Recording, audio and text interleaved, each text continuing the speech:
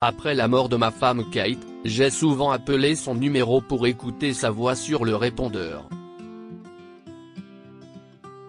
Une fois, le répondeur s'est coupé et je l'ai distinctement entendu dire « Qu'est-ce ce que tu fais ?»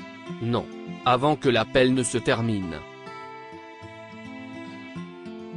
Convaincu que c'était elle, j'ai commencé à enquêter. C'était un dimanche ordinaire, et j'étais assis au Paprika, un petit café au cœur de la ville. Le quartier était plein de vie et l'odeur du café et des pâtisseries emplissait l'air. Les gens riaient et parlaient. Les baristas se déplaçaient doucement, toujours souriants en travaillant, et la musique jouait doucement en arrière-plan. Mais je me sentais seul. Ce café était spécial pour Kate et moi. Nous y sommes venus tous les week-ends pendant 7 ans. Sans elle, tout me semblait différent. La chaleur ne m'atteignait pas. Chaque coin me faisait penser à elle. Notre premier rendez-vous, ses anniversaires, son rouleau à la cannelle préféré. Kate me manquait. Son rire, son contact et son sourire me manquaient, alors j'ai recomposé son numéro, voulant entendre sa voix sur le répondeur. Bonjour, vous êtes bien sûr le répondeur de Kate.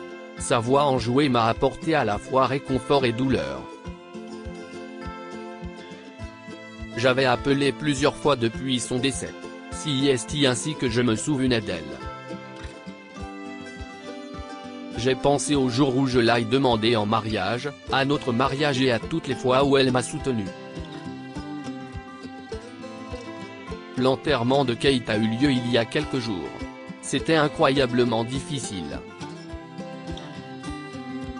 La journée était grise et froide. Vide. La cérémonie s'est déroulée dans le flou et les paroles de réconfort de chacun semblaient lointaines. Je n'arrivais pas à croire que ma femme, l'amour de ma vie, était partie. Sa mort a également été un choc. Elle est morte dans un accident de voiture, et les médecins n'ont rien pu faire. Ils ont dit, elle est partie. Ces mots sont restés gravés dans ma mémoire. Mais j'avais encore des gens qui m'aimaient. Après la mort de Kate, sa sœur jumelle, Amanda, et son mari, Kyle, étaient ma seule famille. Amanda était malade et se déplaçait en fauteuil roulant. Il ne lui restait que quelques années à vivre. Pourtant, elle m'a dit, nous traverserons cette épreuve ensemble, Peter. Kyle m'a également soutenu. Nous sommes là pour toi, a-t-il dit, alors que nous partagions notre chagrin, trouvant du réconfort dans les beaux souvenirs que nous avions tous de Kate. Perdu dans mes pensées dans ce café, je n'ai même pas senti quelqu'un s'approcher de moi jusqu'à ce qu'une douce tape me touche l'épaule. C'était Carmen, une amie proche de Kate. Je ne l'avais rencontrée que brièvement lors de notre mariage. Elle était contente de me voir, mais j'ai vite compris qu'elle n'avait aucune idée de ce qui était arrivé à Kate. Qu'est-ce ce qu'il y a ? Pourquoi es-tu si triste ? M'a demandé Carmen, et je lui ai raconté l'accident. Elle était choquée. Oh, Peter, je n'en avais aucune idée. CIST pour ça qu'elle ne m'a pas répondu. Elle a poursuivi en expliquant qu'elle avait essayé de contacter Kate, ignorant son nouveau numéro de téléphone, et qu'elle avait donc eu recours à l'ancien numéro de la maison de campagne de leur famille. Mais je suppose que personne n'y vit depuis longtemps, il n'y a que le répondeur de Kate, a-t-elle ajouté, une note triste dans la voix. La voix de Kate est sur le répondeur ? Demandai-je. Carmen a répondu par l'affirmative et m'a donné le numéro. Je suis vraiment désolé, Peter, a-t-elle dit après quelques minutes supplémentaires et elle a quitté le café. Une fois seul, j'ai appelé le numéro, impatient d'entendre une autre version de son message. La voix de Kate sur le répondeur m'a fait sourire, alors j'ai rappelé. Mais au troisième appel, quelque chose a changé. Quelqu'un a décroché, et la voix la plus familière s'est fait entendre. Qu'est-ce ce que tu fais? Non, dit la voix de Kate, puis le silence. Qu'est-ce ce que je viens d'entendre? Était-ce vraiment elle? J'ai rappelé, mais je n'ai eu que le répondeur. Mon chagrin me jouait-il des tours? Après ce coup de fil troublant, je me suis senti obligé de partager mon expérience avec quelqu'un qui pourrait comprendre mes sentiments. J'ai tout de suite pensé à Amanda. J'ai composé son numéro et je me suis préparé à la conversation. Allô? La voix d'Amanda, teintée de surprise, m'a accueilli. Amanda, CST Peter, me suis-je empressé d'expliquer. Je viens d'entendre la voix de Kate au téléphone dans la vieille maison de campagne de votre famille. Ça avait l'air si réel. Il y a eu une brève pause avant qu'Amanda ne réponde. Peter, CST probablement le chagrin qui te joue des tours, a-t-elle suggéré doucement. Pourrais-tu me dire où se trouve cette maison? Ai-je insisté. Avec un soupir, Amanda a cédé. CST sur Oakwood Lane, à une vingtaine de kilomètres de la ville. Je l'ai remercié et j'ai mis fin à l'appel, me mettant en route pour la maison de campagne. Le trajet a été chaotique, mon cerveau et mon cœur luttant contre l'espoir qui bouillonnait dans ma poitrine.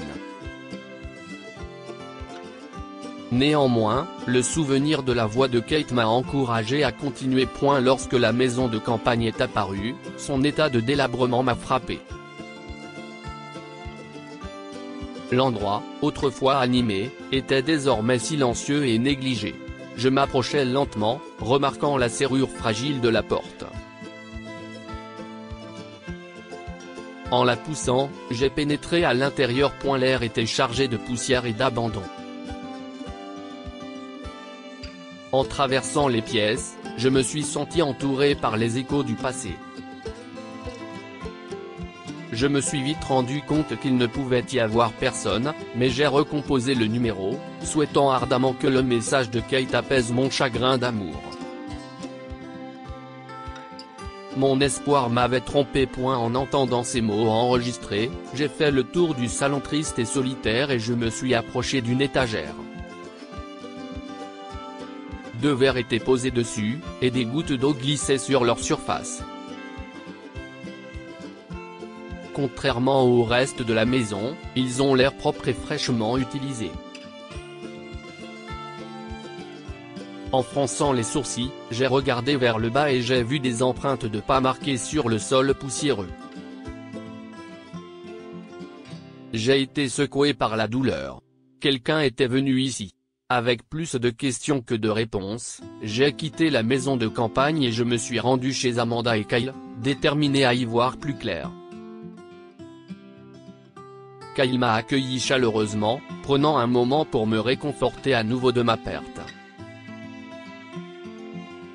À l'intérieur, j'ai remarqué que la maison était en désordre, avec des valises et des vêtements éparpillés. Curieux, j'ai demandé, qu'est-ce ce qui se passe? Pourquoi fais-tu vos valises? Il a souri légèrement et m'a révélé qu'il avait trouvé de l'espoir pour Amanda dans une clinique en Israël, spécialisée dans son état. Il pensait pouvoir l'aider, peut-être même lui permettre de vivre une vie pleine et de marcher à nouveau. Si est-il incroyable, Kyle, ai-je dit, tout en me demandant pourquoi on ne me l'avait pas dit plus tôt. Tout s'est passé si vite, a-t-il expliqué. Et tu as dû faire face à trop de choses. J'ai acquiescé.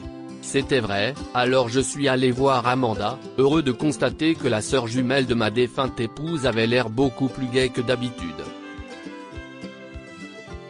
Elle avait un esprit fort. Comment tu tiens le coup, Peter ? M'a-t-elle demandé en me tenant la main.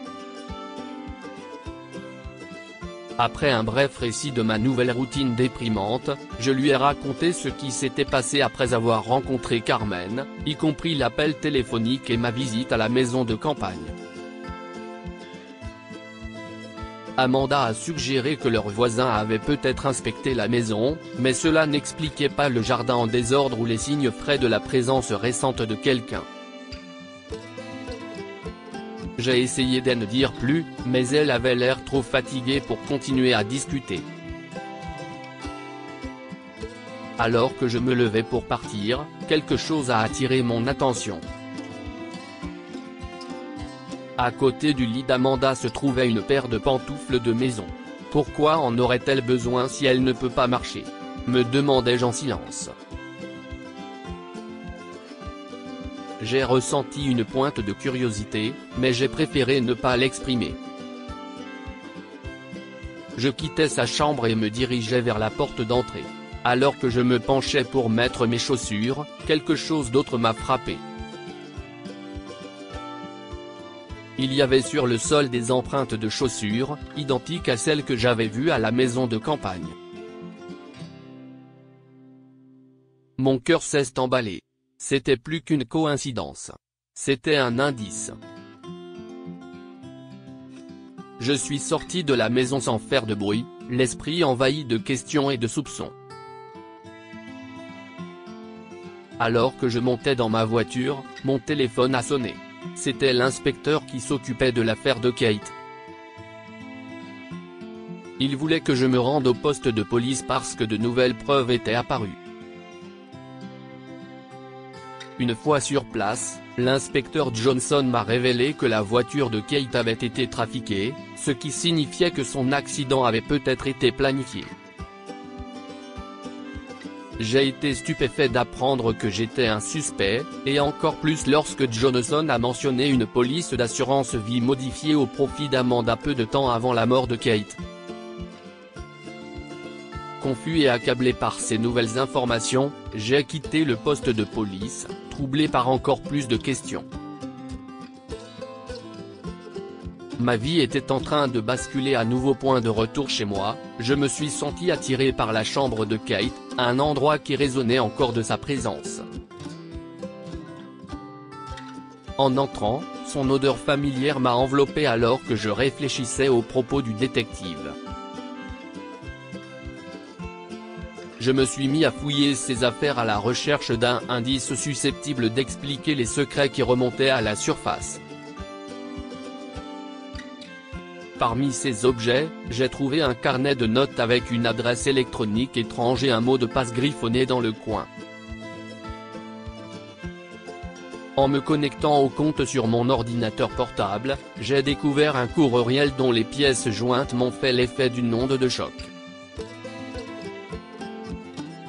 Des photos de moi et d'Amanda, la sœur de Kate, dans des situations compromettantes. J'ai baissé la tête en réfléchissant à mes actes. Il y a un an, Amanda et moi avions succombé à un manque de jugement momentané mais charnel, une erreur que nous regrettions et que nous avons choisi d'enterrer. Ces images ont été envoyées à Kate juste avant son accident, ce qui signifie qu'elle était au courant de notre liaison. Mais si Kate était au courant, pourquoi a-t-elle changé sa police d'assurance pour qu'Amanda en soit la bénéficiaire? Était-ce lié? Qui a envoyé ces photos? Pourquoi maintenant? D'une certaine façon, j'avais l'impression qu'Amanda devait en savoir plus que ce qu'elle me disait. À moins que la femme que j'avais vue aujourd'hui ne soit pas du tout ma belle-sœur. En fermant l'ordinateur portable, je me suis juré de trouver les réponses, de comprendre toute l'ampleur de la tragédie qui avait chamboulé ma vie. À l'approche de l'aube, j'ai pris une décision décisive.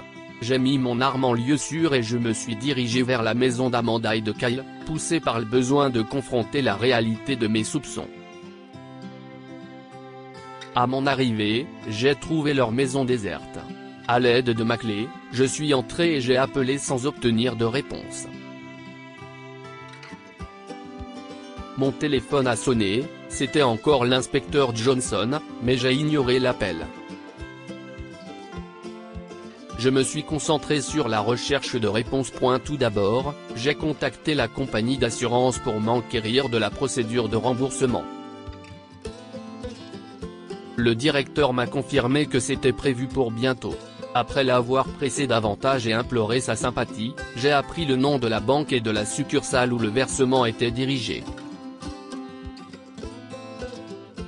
Je me suis précipité vers ma voiture, le soleil du matin projetant de longues ombres sur la route. J'ai roulé jusqu'à la banque alors que des doutes m'assaillaient. Tout cela n'était-il que le fruit de mon chagrin? Cette pensée m'a fait froid dans le dos. Pourtant, je devais savoir. Mais mon cœur s'est mis à battre à tout rompre lorsqu'une voiture de police est apparue derrière moi, me faisant signe de m'arrêter. La panique s'est emparée de moi. Je ne pouvais pas m'arrêter, pas maintenant. Dans un geste désespéré, j'ai accéléré, les esquivant jusqu'à ce que je les perde dans la circulation. J'ai pénétré dans la banque, sentant la sueur sur mon front tandis que je scrutais la foule. Là, j'ai repéré Amanda dans son fauteuil roulant, en train de parler au directeur de la banque. Ou bien était-ce Kate qui se faisait passer pour Amanda? Sans réfléchir, j'ai attrapé le café d'un client qui se trouvait à proximité et je me suis approché d'eux. Dans un geste audacieux, presque téméraire, j'ai versé le café sur sa jambe. Elle s'est levée d'un bond en hurlant de douleur, et la vérité est devenue très claire. Elle n'était pas paralysée. C'était Kate, pas Amanda. Comment vas-tu, Kate? Ai-je demandé, me sentant à la fois heureux et consterné que mes soupçons soient réels. Mais avant que je puisse en dire plus, la banque s'est transformée en chaos lorsque la police, dirigée par l'inspecteur Johnson, a fait irruption. Je crois qu'il avait aussi compris la situation, car son arme s'est immédiatement braquée sur Kate, et il a fait signe à ses agents de l'arrêter. Je les ai regardés l'emmener, et les policiers ont aussi attrapé Kyle, qui attendait dans la voiture depuis tout ce temps. L'inspecteur m'a rejoint, posant une main sur mon épaule, tandis qu'il parlait doucement, m'expliquant les détails de toute leur machination.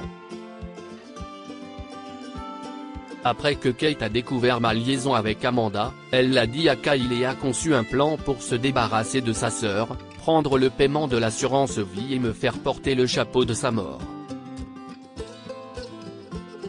Ils ont empoisonné Amanda, puis ils ont fait croire que Kate était morte dans un accident de voiture, avec le corps d'Amanda dans le véhicule pour que leur plan fonctionne. Si est-il pour cela que Kate avait changé le bénéficiaire en Amanda récemment. J'ai envoyé une voiture de police à vos trousses parce que j'avais peur que vous fassiez quelque chose de stupide, a expliqué l'inspecteur. J'acquiesça. C'était tout à fait possible, mais je suis content d'avoir gardé mon arme bien rangée dans mon pantalon. En analysant tout ce qui s'était passé, j'ai compris que la vie ne serait plus jamais la même. Je pouvais reconnaître mes erreurs, mais rien ne justifiait les actes de Kate et de Kyle. Maintenant, j'avais encore plus de choses à pleurer. Dites-nous ce que vous pensez de cette histoire et partagez-la avec vos amis. Elle pourrait les inspirer et illuminer leur journée.